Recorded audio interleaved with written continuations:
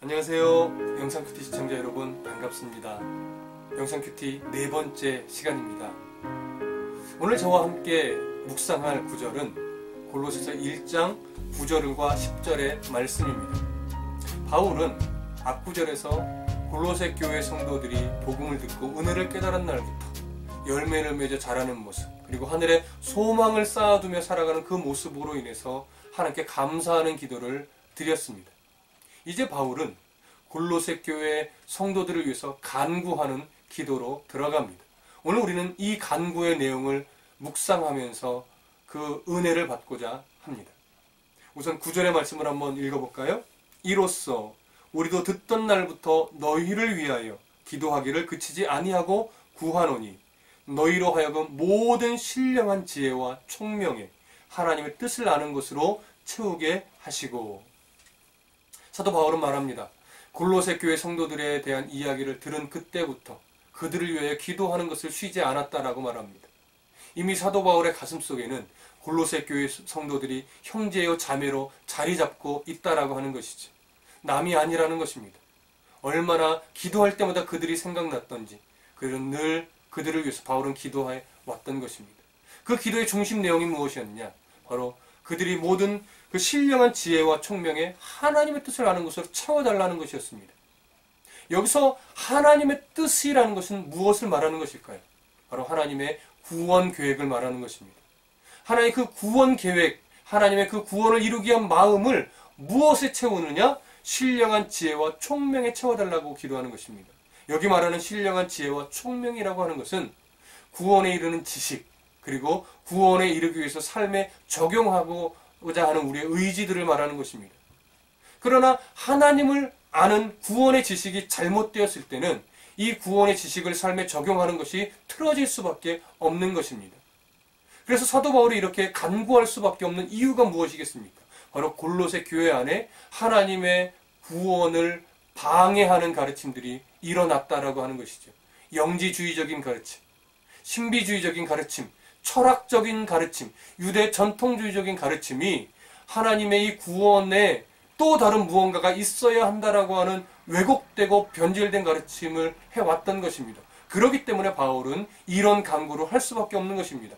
하나님의 구원 계획을 바르게 그들이 깨달을 수 있도록 하셔서 바로 모든 신령한 지혜와 총명, 구원에 이르는 지식을 바로 깨닫고 이제 그것에 순종하는 바른 삶이 그들의 삶 속에서 일어나게 해달라고, 헛된 가르침과 유사복음에 미혹되거나 흔들리지 않도록 해달라고 하는 간구인 것입니다.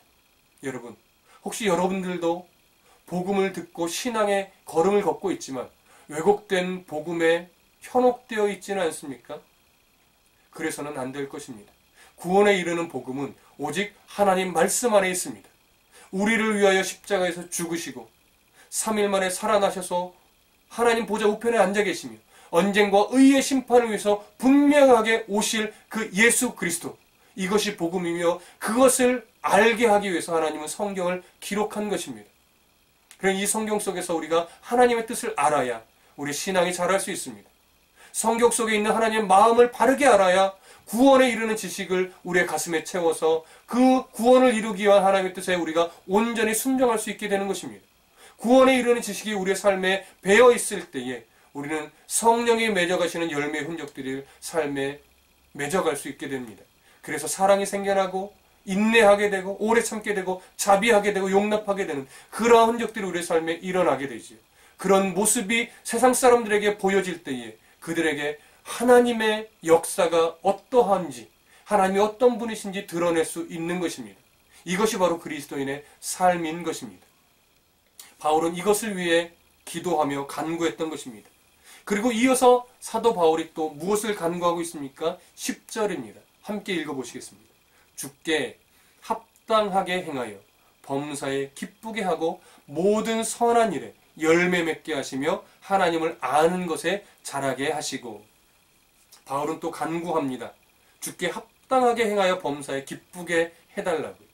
이 주께 합당하게 행한다고 하는 것이 바로 9절에서 말하고 있는 분별력인 것입니다. 하나님을 바르게 아는 분별력, 구원에 이르는 지식을 가지고 바르게 순종할 수 있는 이 분별력을 말하는 겁니다.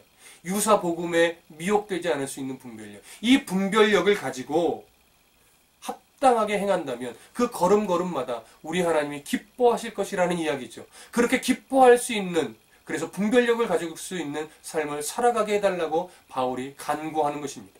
저도 여러분들에게 이런 간구의 기도를 드릴 수 있었으면 좋겠습니다. 여러분, 이런 분별력을 가지고 오늘도 바르고 건강한 삶의 걸음을 걸어가십시오.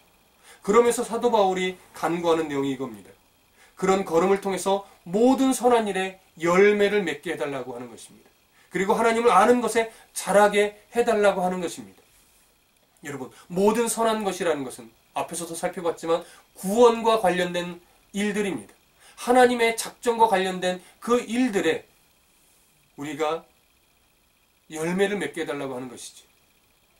그런데 재밌는 것은 여기서 열매를 맺게 해달라고 할 때 이 쓰여진 동사가 굉장히 능동태적인 그리고 반복적인 느낌으로 헬라어 성경에 기록하고 있다고 하는 겁니다. 우리는 계속해서 반복적으로 선한 일의 열매를 계속 맺으며 살아가야 합니다. 근데 이 열매를 맺는다고 하는 것은 성령이 우리 안에 간섭하실 때에 우리의 의지가 거기에 굴복되어지는 것을 말합니다. 성령님은 우리의 심령에 말씀하시고 간섭하시는데 우리의 의지가 그거 불편해요, 그거 하면 왕따 당해요, 그거 하면 가난할 수밖에 없어요 하고서 우리의 의지가 굴복하지 않으면 그런 삶 속에서는 선한 열매가 맺혀질 수 없다라고 하는 것입니다. 성령 하나님이 우리의 삶에 간섭하실 때에 비록 불편하더라도, 비록 내게 유익이 없어 보일지라도 우리는 순종해야 됩니다. 그 순종함 속에서 무엇이 일어나느냐? 열매 맺는, 우리의 속사람이 또 바뀌어지는, 새롭게 되어지는 역사가 일어나는 것입니다. 그래서 여기에는 우리의 의지적 순종이 필요합니다. 근데 놀라운 것은 그 다음에 그래서 하나님을 아는 것에 자라게 해달라고 하는 것입니다. 하나님이 어떤 분이신지, 하나님이 내게 어떤 삶을 원하시는지 그것을 알아야 하는데 그것을 알할 때에 우리의 신앙이 더 자라납니다.